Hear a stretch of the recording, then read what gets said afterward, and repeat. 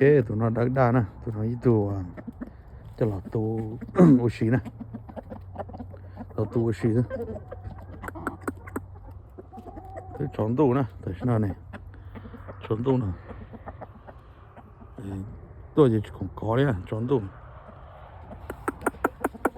这个造价还不笨呢他那锅头呢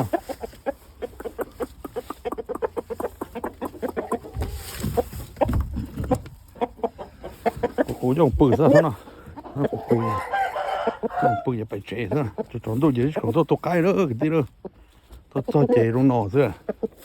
chỉ mong cho một cái tròn tu gì tôi chế tròn tu gì tròn tu nữa thì hay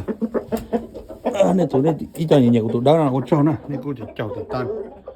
tròn tu này chỉ bỏ là tụi nó có gì à tôi cho gì bố họ cái tròn tu tụi nó mà ok á sáng hậu gì tròn tu rồi là muốn tụi nó tu hết cho tu để cho mình giàu xì thế tụi nó giàu xì thế tụi nó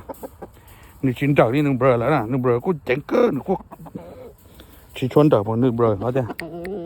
还能一要跟上呢，都看了，用到毛了，用到毛的嘛跟上了呢，是吧？就来嘛毛多，什么多着，好吃到毛多呢，这毛nữa，这毛刀都多着，厉害。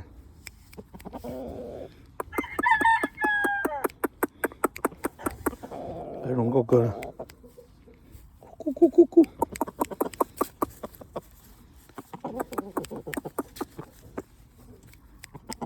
Mà bài này nữa chỉ đồ đó. Phải nó chúng tôi cái tia. Tôi chơi trong nó hết chỉ tàu tung đỏ cái liền. Nè tàu to nè. Vì mà cho nó tung tàu nhẹ thì chúng mà lấy hai nhưng tàu to cái thì bí gì trong núi gì đi. Bây giờ nè, ta bên là thì này sai nữa từ khổng cho. Nó mua bao nhiêu tua thế, nó muaคือสมาธิเราได้จากที่ตัวเกได้ตัวเท่ากูมองกูจะแฟนว่าจะเจ้ากูเท่าแล้วตัวเขาไฟสนองเท่าจะกูต้องมันได้แล้วเขาย้อปุ่มเบียเท่าตัวได้แล้วเจ้าเรามันนอกฝักเท่าเจ้าหมูสีเท่าแล้วนะจะแล้วกูไปเจ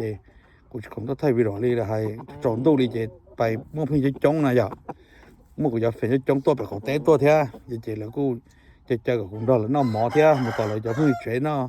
กูอันđó là họ yếu bỏng bia thế này chỉ của tao bài đó lại thế này dù vậy tôi nâng qua là tôi để tôi là tứ và vài dù thế của xã có một cổng lại thế chỉ bài này chui trả vậy hay tôi để tôi hết chỉ tao một cổng lại thế nào ok rồi đó xin chỉ đồ đó ok làm bài này đó